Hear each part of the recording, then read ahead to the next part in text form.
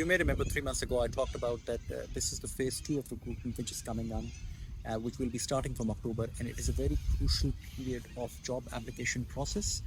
And lots of people have been shortlisted and they've been even offered job. But those of you who have not been shortlisted or have not been offered a job, don't lose hope and please review the entire process over again.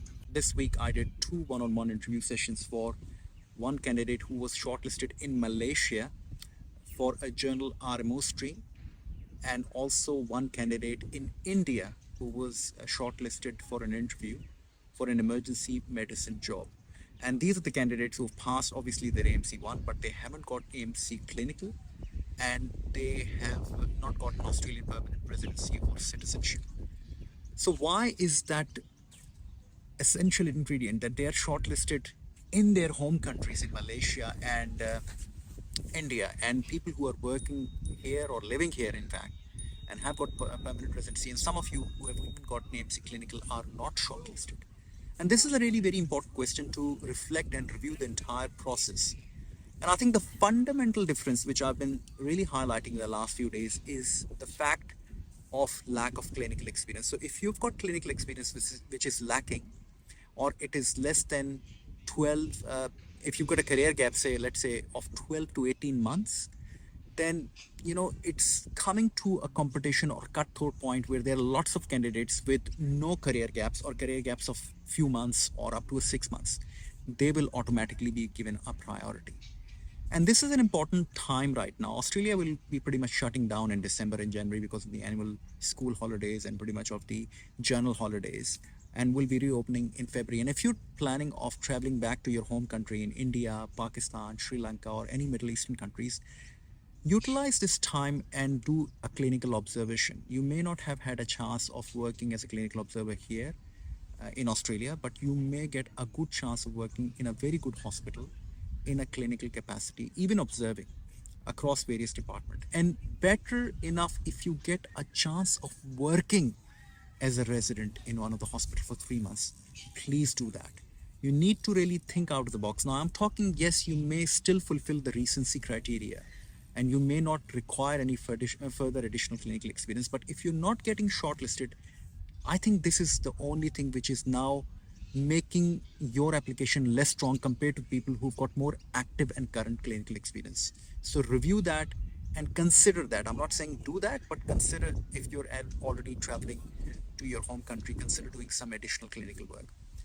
The other thing I would like to talk about is the application process itself, the application form questions. And it takes a lot of practical experience to be able to answer those questions in a way that they make real sense. Now, recruiters, the medical staffing, and the consultants are really good at matching your previous clinical experience or the fluency of your clinical experience with the fluency of your clinical or medical application form responses. So if you've managed an asthma or a PPH or acute myocardial infarction, it will really show very well in your medical application form responses, because you will be busting to highlight that experience when it comes to the questions of teamwork, when it comes to the questions of clinical governance, when it comes to the questions of basic skills criteria matching up.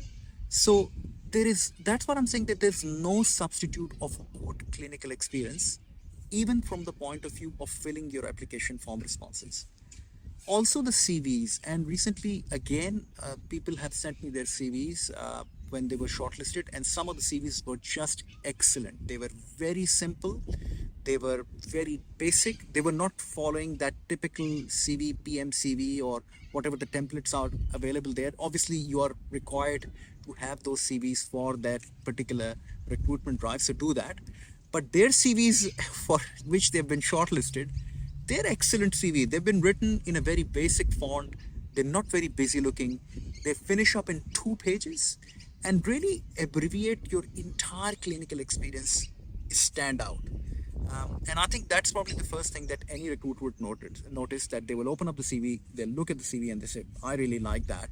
This person has got no clinical career gap, is actually working right now in one of the acute specialties that I always say are very important, like emergency medicine, ICU, pediatrics, or medicine, I want to shortlist that person.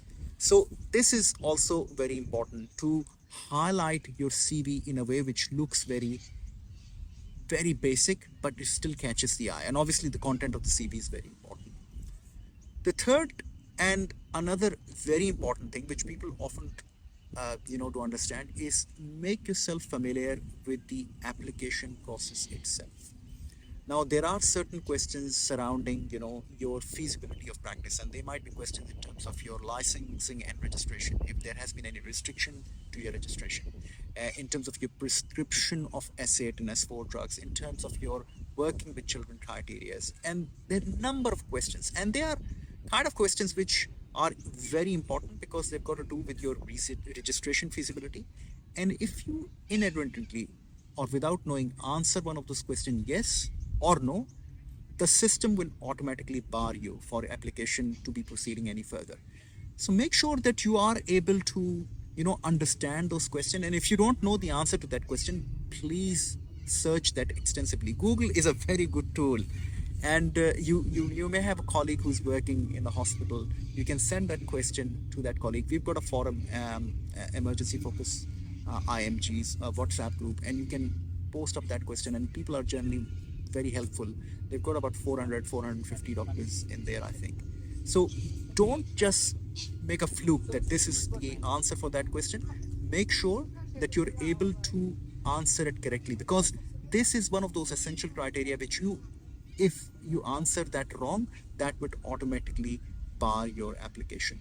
So again, as a summary, there is no replacement for a good clinical experience. If you've got a clinical experience of more or clinical gap of more than 12 months, then please think out of the box. Go to your home country, get a clinical observation, work better enough as a resident, improve those credentialing skills, and work in emergency department, acute medicine, or pediatrics. These are the bread and butter specialties. Number two, your application form responses. They actually show your clinical practice on paper. So make sure that your application form responses are done correctly, and they are done to the point, to the finesse that will get you shortlisted. Because if you're not getting shortlisted, that's where the lack is.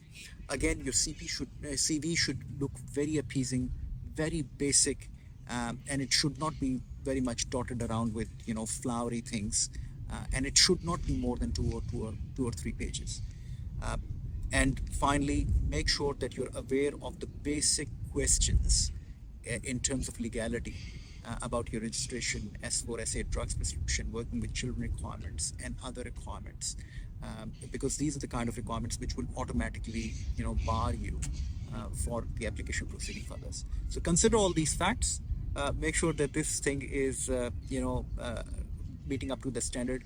Right now, I think there are so many job applications that the IMGs are competing against each other, and there are plenty of IMGs who have done AMC 1, they've moved back to their countries, and they're applying for job, but they are smart because they've not lost any time, and they've maintained their clinical practice. Their clinical gaps are none.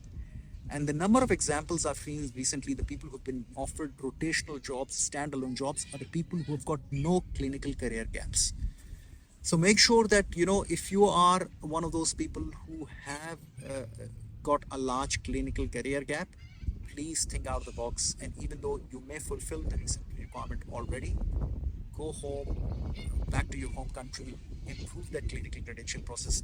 If you can do that, you don't have to do that, but if you can do that, and I'm pretty confident that will make a whole lot of difference in your application form. Also, next week we're starting clinical orientation course for 6 weeks. So if you are the person who has got limited understanding of how Australian health system works, if you need to have an understanding of how to articulate your application form responses, or even when you're working and you're finding it challenging at work, to how to very quickly assess a chest pain or asthma or GI symptoms or a stroke or a myocardial infarction, what test to request for, and this is the course.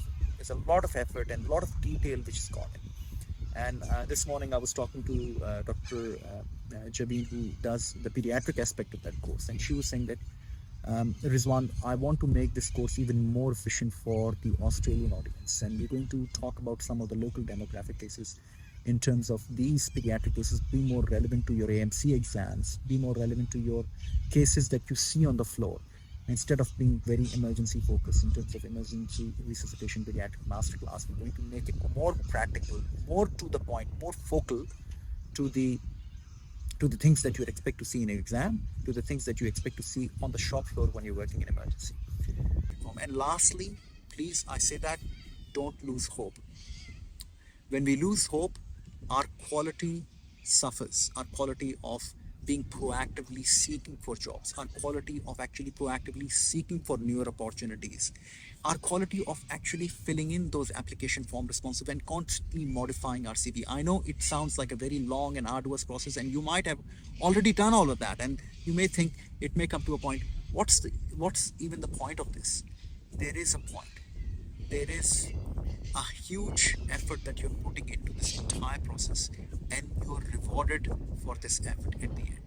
And this reward, honestly, once you step up onto your first clinical job, you will realize that, look, I did not give up, I did not lose hope, and this is what really made a difference. And I've proven to myself that anything can be achieved with hard work. So look after yourself, look after your family. All the best. Take care.